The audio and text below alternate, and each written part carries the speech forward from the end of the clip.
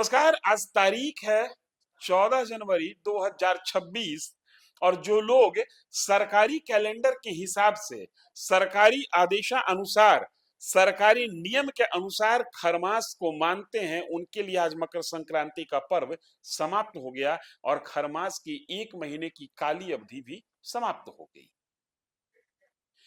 पूरे बिहार में, यूं तो पूरे उत्तर भारत में, लेकिन खास करके बिहार में मकर संक्रांति के इस त्योहार के दिन दही चूड़ा और तिल का भोजन होता है।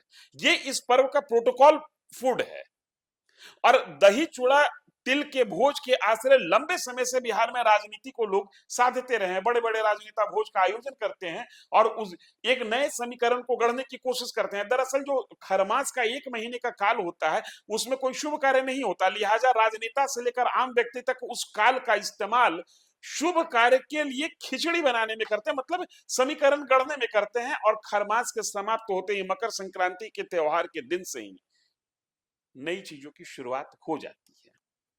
इस बार भी कुछ कुछ हुआ। हम यही समझने की कोशिश करते हैं कि क्या हुआ, कौन क्या कर रहा है और कौन क्या करना चाहिए था लेकिन नहीं कर सका। अगर जो कहें कि इस पर्व को लेकर हीरो ऑफ द फेस्टिवल कौन है, कौन वो व्यक्ति है जो पूरे पर्व के दौरान चर्चा में रहा और पर्व की समाप्ति के बाद भी चर्चा में है। वैसे ये पर्व साप्ताहिक तौर पर मनाया जाता है। एक सप्ताह 20 तारीख तक कमोबेश इस पर्व को मनाया जाता रहेगा, लेकिन मुख्य तिथि आज की ही 14 जनवरी की ही है। लिहाजा 14 जनवरी का हीरो कौन, अगर इस सवाल का जवाब हम खोजें तो जवाब निकल कर आता है लालू प्रसाद यादव के बड़े बेटे तेज प्रताप यादव, जो कि चुनाव हार चुके हैं, जो कि परिवार से निकाले जा चुके हैं, जो कि पार्टी से निकाले जा चुके हैं, जो कि नई पार्टी बनाए विधानसभा चुनाव के पहले और उनके पार्टी का एक एक कार्यकर्ता चुनाव हार गया, एक एक उम्मीदवार चुनाव हार गया और वो खुद भी अपनी कंस्टिट्यूएंसी में चौथे स्थान पर रहे। बावजूद इसके इस पर्व के, जिस पर्व की राजनीतिकरण की शुरुआत उनके पिता ने की थी 1994 में, उनकी विरासत को ढोते हुए आगे बढ़ाते हुए तेज प्रताप यादव 2026 के मकर संक्रांति के त्योहार के हीरो बनकर उभरे हैं। जिस घर से उनको निकाल दिया गया था, जिस पार्टी से उनको निकाल दिया गया था, उस घर में वो निमंत्रण देने गए और पहली बार जब घर से निकले थे तकरीबन 8-9 महीने के बाद पहली बार लालू प्रसाद यादव और तेज प्रताप यादव एक साथ दिखे और लालू प्रसाद यादव को अपने मंच तक लाने में कामयाब रहे। राजद के किसी भी विरासत को संभालने वाले नेता के दरवाजे पर पहली बार भाजपा का कोई कद्दावर नेता पहुंचा और उनको भी अपने दरवाजे पर लाने में तेज प्रताप यादव सफल रहे। फिर सवाल खड़ा होता है कि असफल कौन रहा। चूंकि मैं आज समीक्षा करने बैठा हूं मकर संक्रांति के इस त्योहार पर जो राजनीतिक कवायद शुरू हुई है उसमें कौन जीता और कौन हारा। हम कुछ बोले उसके पहले शिवानंद तिवारी जी का एक ट्वीट मैं आपको सुनाता हूं। आज मकर संक्रांति का दही चूड़ा भोज की राजनीति के रंग में डूबा हुआ है। इस रंग में कोई एक व्यक्ति सराबोर दिख रहा है तो उनका नाम है तेज प्रताप। तेजस्वी तो बिल्कुल ओझल हैं। सुन लीजिए, ये मैं नहीं कह रहा हूं, शिवानंद तिवारी कह रहे हैं, उनके एक्स हैंडल पर है।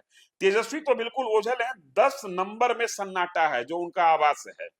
वही 10 नंबर जहां बिहार के कोने कोने से राजद कार्यकर्ता पहुंचते थे। दही चूड़ा तो बहाना होता था, असल में नेताओं से देखा देखी होती थी, दरस परस और दंड प्रणाम होता था। सब यहां से नई ऊर्जा के साथ अपने इलाके में लौटते थे। आज इसकी और ज्यादा जरूरत थी। क्यों ज्यादा जरूरत थी कि 23% वोट लाने के बावजूद राष्ट्रीय जनता दल 25 सीट पर सिमट गई। जब संगठन पर आफत आए, जब संगठन सिकुड़ता हुआ नजर आए तो नेतृत्व को चौड़ा होकर बाहर निकलना चाहिए, नेतृत्व को साहस के साथ बाहर आना चाहिए। यही बात बताने की कोशिश कर रहे हैं शिवानंद तिवारी। चुनाव नतीजे से पस्त कार्यकर्ताओं को दिलासा की जरूरत थी, उनको भविष्य के लिए उत्साहित करने की जरूरत थी, लेकिन जब नेता ही पस्त, मैदान में कहीं नजर नहीं आ रहा, ऐसे में भविष्य के लिए दल को कौन ऊर्जान्वित करेगा। आज तेजस्वी गुम है, तेज प्रताप छाया हुआ है। जिन लोगों ने तेजस्वी को मुख्यमंत्री की शपथ के लिए तारीख तय करवा दिया था, इस रास्ते में तेज प्रताप को बड़ा अवरोध बताकर उसको निकाल बाहर किया था। पता नहीं वे लोग कहां हैं। ये एक तरीके से संकेत जो रोहिणी आचार्य हमेशा देते रह रही हैं। एक फोटो तेजस्वी के इलाके, तेजस्वी के हल्के से भी निकल कर आई। तेजस्वी इस पूरे कार्यक्रम में अलग थलग पड़ गए। राष्ट्रीय जनता दल चुनाव परिणाम आने के बाद अंतरकलह से इस कदर गुजर रहा है कि जिस पर्व की पहचान बिहार के पॉलिटिकल गलियारे में राष्ट्रीय जनता दल के साथ हुआ करती थी, उस पर्व पर राष्ट्रीय जनता दल की विरासत को लेकर आगे चलने वाले, लालू प्रसाद यादव की विरासत, सियासी विरासत को लेकर आगे चलने वाला व्यक्ति आज उस पर्व के दौरान अलग थलग पड़ गया। कोई आयोजन नहीं, बिल्कुल सन्नाटा। तेज प्रताप यादव बाजी मार गए, इसमें कहीं कोई संदेह नहीं। हालांकि समीकरण कई तरह के साधने की कोशिश हुई है, हम उसकी भी चर्चा करेंगे, लेकिन तेजस्वी तन्हा दिख रहे हैं। तेज प्रताप के संग पूरा का पूरा कुनबा खड़ा दिख रहा है। लालू प्रसाद यादव को अपने मंच पर लाकर तेज प्रताप यादव ने एक तरीके से तेजस्वी की उस राजनीतिक विरासत को संभालने की जो सियासत है उसको भी जमीनी चुनौती आज पेश कर दी, और ये बड़ा संकेत दिया लालू प्रसाद यादव के समर्थकों और मतदाताओं के बीच में कि आने वाले दिनों में राष्ट्रीय जनता दल का नेतृत्व परिवर्तन हो सकता है, और इस बात की संभावना से कोई इनकार न करे कि राजद की बागडोर मेरे हाथों में भी आ सकती है। बड़ा बेटा होने के कारण नेचुरल उत्तराधिकारी तेज प्रताप ही माने जाते हैं। अपने राजनीतिक शैली के कारण, अपने निजी जीवन में आचार व्यवहार और विचार के कारण तेज प्रताप यादव को पिछले साल 2025 में ही परिवार और पार्टी से बेदखल कर दिया गया था।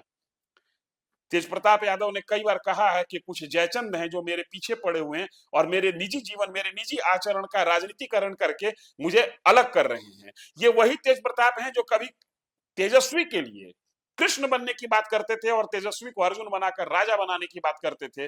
आज वही तेज प्रताप ये संकेत दे रहे हैं कि अब अर्जुन नहीं, कृष्ण ही राजा बन सकता है। तेज प्रताप यादव का आंगन आज एक तरीके से कहिए तो विधानसभा का आंगन में तब्दील हो गया, जहां पर तकरीबन सभी पार्टी के बड़े और छोटे नेता, कोई एक पार्टी के छूट गए हो तो नहीं कह सकता हूं, लेकिन तकरीबन सभी पार्टी के बड़े नेता और छोटे कार्यकर्ता नेता तेज प्रताप यादव के यहां मौजूद रहे।